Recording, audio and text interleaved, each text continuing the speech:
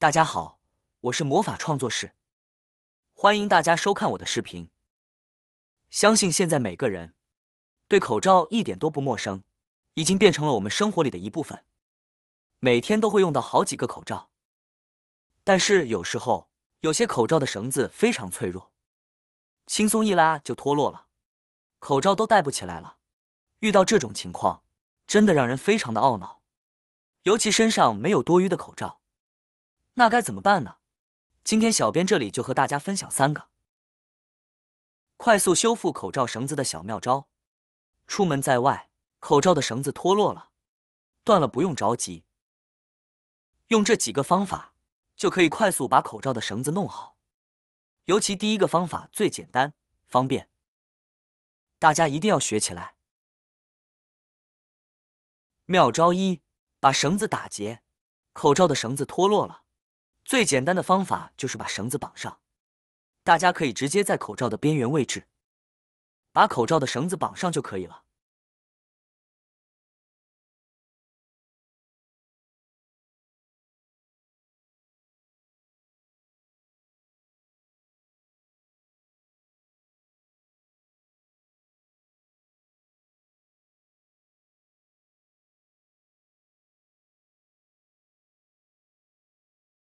大家绑的时候要稍微用力绑紧，而且要绑2次，绑成死结，这样口罩戴上后才不会重新脱落。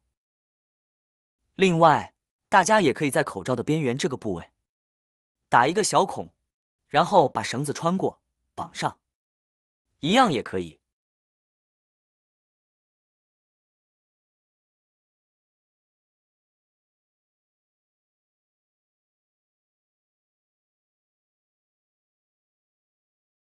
但是大家要注意，这样做有可能会降低口罩的防护性。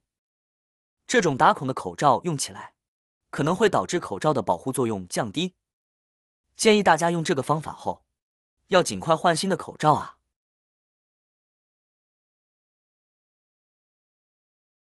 妙招2：订书机。在办公室工作的朋友们，口罩上的绳子脱落了，大家可以用订书机啊。方法很简单，把口罩的绳子用订书机钉上就可以了。首先把口罩的绳子固定在这个角落的位置，然后用订书机把它钉上。